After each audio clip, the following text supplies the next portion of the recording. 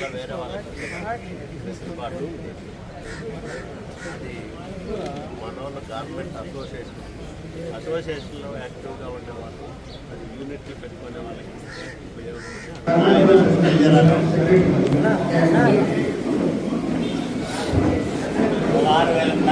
మా ప్యాన్ ఇచ్చారు.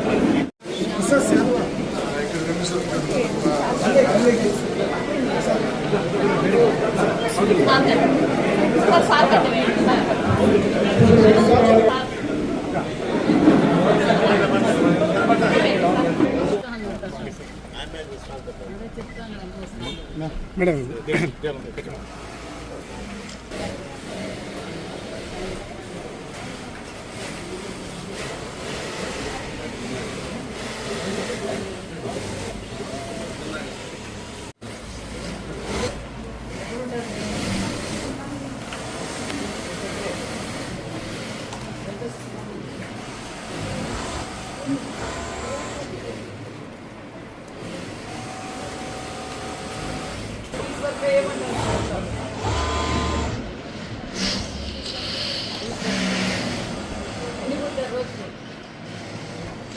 మాట్లాడమ్మా. ఏమోరా సముద్రమేనా ఏమంటారు?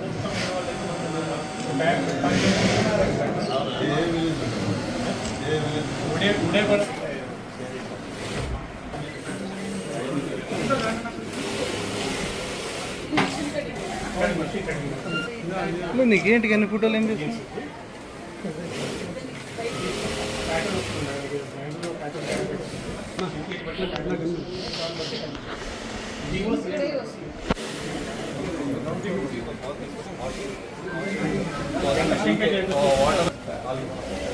రాయదుర్గ నియోజకవర్గంలో ఉన్న టెక్స్టైల్స్ పార్క్కి విజిట్ చేశాము.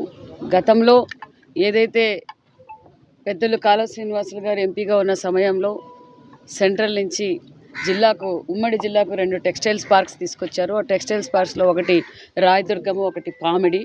మరి అప్పట్లోనే అన్ని పర్మిషన్స్ తీసుకొచ్చి ఆల్రెడీ ల్యాండ్ అలాట్ చేసేసి డెవలప్మెంట్ చేసి ప్లాట్లు కూడా కొంతమందికి అన్నీ చేసడంతో కొన్ని ప్రభుత్వం మారడంతో 55 ప్లాట్లు ఒక్కొక్క ప్లాట్ వచ్చి 20 సెంట్ల ప్రకారం ఇక్కడ ప్లాట్లు కూడా అలాట్ చేశారు. దాంట్లో 8 ఆల్రెడీ ఎగ్జిస్టింగ్ అయి వేలాది మందికి ఉపాధి కూడా చూపిస్తున్నాము. మరి మిగతా ప్లాట్లు నిర్వీర్యం అవ్వటం, అర్హులు కాని వాళ్ళకు ప్లాట్లు ఇవ్వటం ఇవంతా జరిగింది. ఎందుకంటే ఈ ప్రాంతం ఎక్కువగా గార్మెంట్స్ మీదే ఆధారపడిన ప్రాంతం, ఇది వెనుకబడిన ప్రాంతం. ఇక్కడ ఉపాధి అవసరం అని తెలియటం కూడా తెలియజేసింది. అదేవిధంగా మేము తెలియజేసేది ఒకటే, రాష్ట్ర వ్యాప్తంగా 14-19లో చంద్రబాబు నాయుడు గారు ఏదైతే గతంలో ఏమైతే హామీలు ఇచ్చామో అది మేము నెరవేరుస్తున్నాం. ఎక్కడ పరిశ్రమలు చూసినా చంద్రబాబు నాయుడు గారు తెచ్చిన పరిశ్రమలు, చంద్రబాబు నాయుడు గారు అజెండా ఒకటే. ఇప్పుడు కూడా దగ్గరలో ఉన్న టెక్స్టైల్స్ పాలసీ కూడా మేము మంచి పాలసీ కూడా తేవబోతున్నాం. ఒక పక్క గార్మెంట్స్కి వలన వేలాది మందికి, లక్షలాది మందికి ఉపాధి చూపించే గార్మెంట్స్ పరిశ్రమని మరికొన్ని కూడా తీసుకొచ్చి వాళ్ళకి ఎంకరేజ్మెంట్ చేయాలనేదే దిశ నిర్దేశించాం. అదేవిధంగా ఇక్కడున్న రాయదుర్గంలో ఎక్కువగా ఉపాధి కల్పించేది గార్మెంట్స్ ఇక్కడ. అదేవిధంగా కొంతమంది ఇక్కడ ట్రైనింగ్ సెంటర్ కూడా గత ప్రభుత్వంలో ట్రైనింగ్ సెంటర్ కూడా తీసేశారు. ఆ ట్రైనింగ్ సెంటర్ను కూడా మేము మళ్ళీ స్టార్ట్ చేయబోతున్నాం అన్న విషయాన్ని కూడా మీకు తెలియజేస్తున్నాం. అదేవిధంగా మార్కెటింగ్కి కూడా సదుపాయం కావాలన్నారు, దాన్ని కూడా పరిశీలిస్తాం. మరి ఇక్కడున్న ఓపెన్ సైట్స్ ఇంకా ఉన్నాయి. దాని అర్హులు ఎవరైతే దానికి ఎలిజిబిలిటీ ఉండి దాని ట్రైనింగ్ ఉండి ఎవరైతే నడపగలరో వాళ్ళని మా అందరు జిల్లా అధికారులు, మేము, అన్నగారు అందరూ మాట్లాడి ఒక మంచి నిర్ణయం తీసుకుంటామని కూడా తెలియజేస్తున్నాం. మేడం, ఆన్లైన్ బిజినెస్ వచ్చిన తర్వాత టెక్స్టైల్కి చాలా గడ్డు పరిస్థితి ఏర్పడిందని వ్యాపారులు చెప్తున్నారు.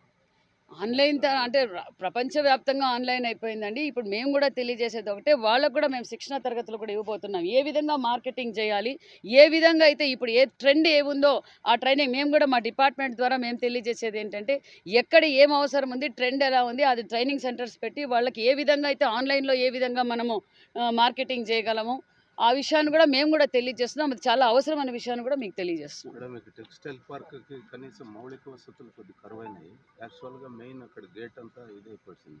ఇంకోటి ఇక్కడ రెగ్యులర్ ఎంప్లాయీస్ లేరు. ఒక ఆయన ఎవరో పార్ట్ టైంగా ఉన్నారు. 5 సంవత్సరాలుగా చూశారు కదా సార్, రాష్ట్ర వ్యాప్తంగా ఏమైపోయిందో మీకు తెలుసు. ఇప్పుడు అన్ని 100 రోజుల్లోనే మేము ఇక్కడికి వచ్చాం. 5 ఏళ్లుగా పరిపాలించిన రోజు ఏ రోజైనా ఇక్కడ ఒక టెక్స్టైల్ పార్క్ ఉంది, ఇక్కడ అందరికీ ఎంప్లాయ్మెంట్ చూపించాలని ఎవరైనా ఆలోచించారా? మరి కాలువ శ్రీనివాసులు గారు స్థానిక ఎమ్మెల్యే పెద్దలు ఇక్కడికి మమ్మల్ని పిలవటం, ఇక్కడ ఉంది, ఇక్కడ ఉపాధి చూపించాలి, ఇక్కడ అన్ని మౌలిక వసతులతో పాటు మిగతా అరేంజ్మెంట్స్ కూడా అన్నీ చేస్తాం.